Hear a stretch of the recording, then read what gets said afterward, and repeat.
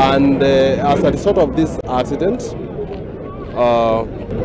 we have 2 fatalities, a lady and a man, and 3 others were seriously injured.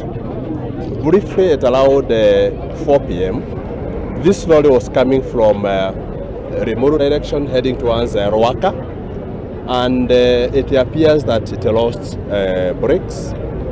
The driver was not able to control it anymore, and reaching at this roundabout here, it's basically crossed over and damaged a few vehicles here.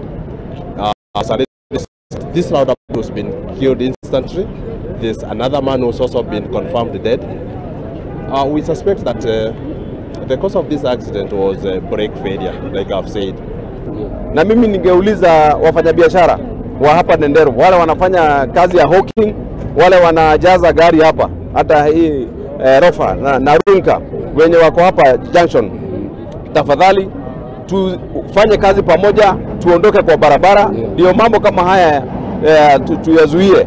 Waziri wa mabarabara, National Government, Murkomen, nauliza ufanye haraka na mbunge wetu Kawanjiko, mkuje mtuangalilie hii barabara na mtupatie pesa ijengwe vile inafaa, tupatiwe service lane, ndio sasa hii mambo iishe. Tumeumia zaidi, watu wamekufa wengi.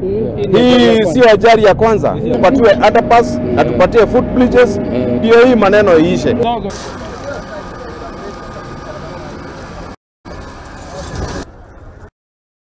Na kumana na ikinya aria kurugamio kwa wendia urundumwe na uhuthiri wa mira kuria gicua-ini, atongoria kuma kaunti ya Embu iria ni imwe cia